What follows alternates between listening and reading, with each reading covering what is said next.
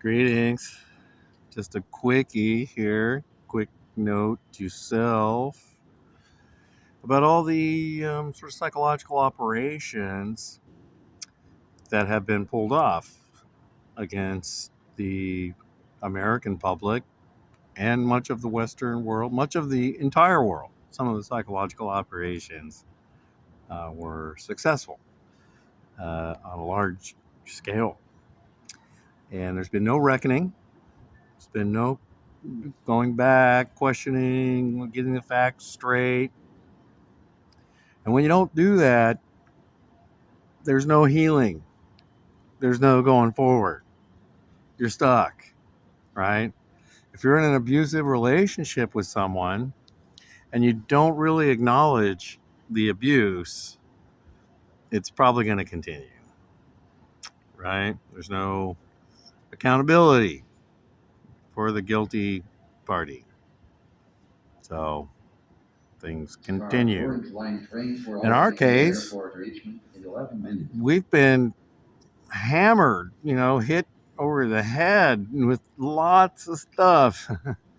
Starting from 2016, what the Democratic National Committee or Convention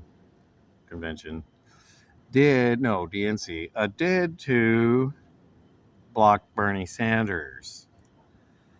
And the effort that they put into that, the money they spent on that, on blocking Bernie, it hurt them so bad in the primary, made them look so heinous and bad that, of course, Donald Trump won in 2016. Big surprise, upset victory, even though Hillary had everything on her side, all the media, all the government, everybody, Team Hillary, big Team Hillary, her turn.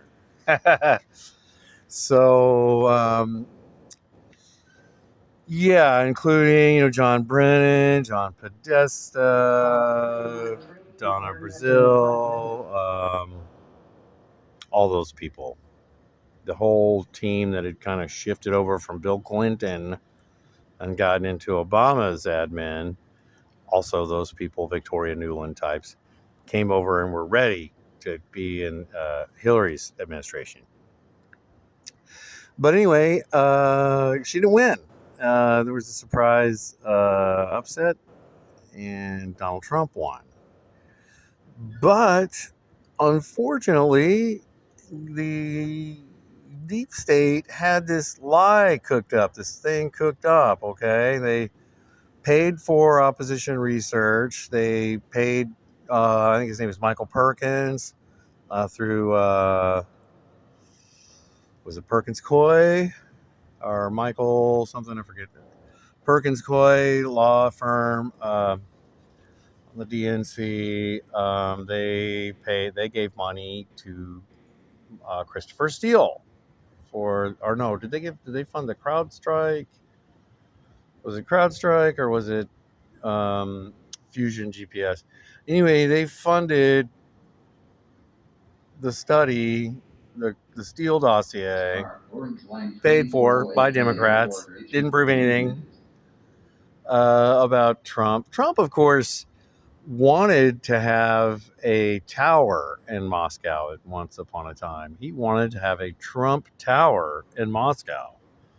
He actually wanted that, I think, more than he wanted to be the president. I think that's why he thought in 2016 that he was just going to go along and have some interesting times, make some funny, interesting statements, take some jabs at some people, and then drop out. I think that's what he wanted to do. And then he could still get his tower in Moscow, and he'd have more to make TV about. But that didn't happen. Robert Mercer said, no, you're going to be the president. You're really going to run, like, for real. And so that happened. And but anyway, so that all went down. I'm drifting my mind. Oh my god. Okay, so let's just do some bullet points here. Bullet points. Focus. Russiagate. Okay. Starting 2016 2017, Russiagate. Okay, John Brennan, John Podesta. These people have this plan. They cook it up. They're going to blame Donald Trump's victory over Hillary Clinton. They're going to blame it all on Russia. And they're going to kind of start this case for regime change in Russia, actually. They're just going to start on this. Just keep this going, even though there's no information to back it up. If you're looking for somebody who influences our elections, I think you'd have to say Israel is number one. If you think Russia influences our elections more than Israel, I think you're pretty naive. I think you've been duped pretty hard, okay? But of course, even on NPR or congressional testimony, this idea that the Russians got Trump elected in 2016 continues. It continues on. It's been thoroughly debunked. Robert Mueller did all this. The Mueller investigation, that was a dud, total dud. But anyway, it's been debunked. There are other players that influence our politics more than Russia. Who knew, right? So maybe Saudi Arabia, you know what I mean? Israel, Germany. There's different players out there that are probably perhaps way more influential than Russia, if we logically take a look at that. Logically. But that wasn't the narrative. That wasn't what they were after anyway, right? But I think the success with which they co-opted the entire media, no hardly media was allowed to mention what I just mentioned, that maybe perhaps Israel is more influential than Russia. Nope. So it was a wall of media telling you Russia, Russia, Russia, right?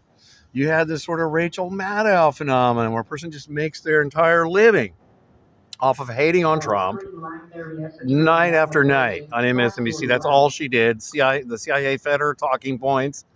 She just blabbed the CIA talking points about Trump every night. Okay, this all started pretty much in 2016. It had been happening a little bit before, but it ramped up to a new level in 2016. So that happened. And let's see. So then after that, okay, Russiagate kind of fizzled. Nothing, didn't really. But the COVID vaccine, I mean, the COVID, the virus that they had been working on, EcoHealth Alliance, National Institutes of Health, they're working on this virus. And Ralph Barrick from the University of North Carolina, and then he combines it with, he ends up getting together with some people from China too, and they did some more research and created the COVID-19 variant that it was not a variant at that time, the alpha variety of the COVID-19. And that was released. And then that turned into a huge fear campaign. Can't know about the virus, can't help the virus, can't do things for yourself, oh my God, you just have to wait and panic. And if you don't play by the rules, you're killing grandma. You're actually killing grandma if you don't just do exactly what the big pharma controlled media tells you to do. And what Pfizer and Moderna, they can change what they tell you to do. They can tell you to wear a mask or not to wear a mask, or they can change. But basically, the idea is getting you in the habit of waiting, listening to them. These corrupted entities, okay, they're corrupted by now. The FDA is no longer capable of regulating food and drugs. It's been so co-opted by people who make food and drugs. It's done. FDA, it's done. It's toast. CDC, same thing. NIH, same thing. In fact, a lot of these things are basically just big research grift foundations by now. That's all they are. They don't do anything helpful anymore. They're done helping people doing medicine. They're doing fancy research with, the new trendy, fancy new research for big bucks that they pull down, the really big bucks. The medical grant, pipeline is huge, right? So anyway, but COVID-19, what they did with that, by shutting down the whole economy, freaking everybody out, taking control of everybody, people, if they'd already had COVID, recovered from it, they were still vilified and treated as scary animals. The engendering of fear and also disgust, right? Disgust is maybe a more powerful emotion than fear in some ways. Something you're afraid of, you might stay away from it. If you just have disgust for something, you're probably just going to smash it. Just kill it, smash it. And that's what they engendered, a kind of a disgust for people that didn't take the vaccine boosters or take enough vaccines, or that had got COVID and recovered from it and said, hey, that's good. I should have what's called natural immunity now, right? But no, they vilified all those people, just vilified them really hard. And in so doing, they also undermined the credibility of the entire medical establishment, because no doctor came out and said, oh my God, if any of my patients out there get COVID, give me a call, like right away. Give me a call. I'm your doctor. I'm going to take care of you. You come down here, early symptoms of COVID, I'm going to treat you. None of my patients are going to go on an intubator, right? No doctor had the guts to say that. The ones that did actually were banned, pushed away, vilified, called demon sperm, racist things. Oh, they're from Haiti, you know? Maybe they're voodoo. They believe voodoo. Every little trope, every angle, whatever they could to make the vaccine seem awesome and to vilify people who had questions about the vaccine. That was all done. And that there's never been any reckoning for that. There's no going back and looking at that and saying, gosh, a lot of people died who didn't need to die. A lot of people actually really died.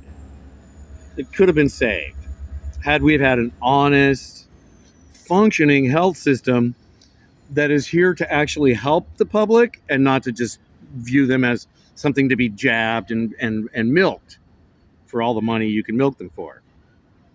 COVID would have gone completely different. Anyway, we're not looking at that. Nothing's happened. There's been a few other psychological operations coming at us. That's in the next video. So we started out with Russiagate. We went from that to a little Ukraine gate, some impeachment. They never rested on Trump. Just constantly vilifying Trump, constantly calling the people who voted for him racist. Okay, stoking up the racist, also engendering more racism in America, less racial harmony, less cross-platform talking, less class consciousness. None of that. No, what was instead advanced was racism. If you voted for Trump, somehow you're just racist. There's something wrong with you. You're just racist.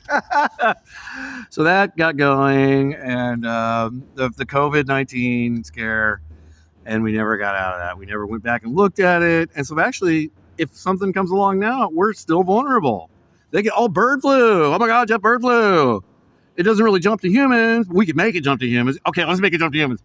Now that it's jumping to humans, oh my God, we got to lock all you guys down again.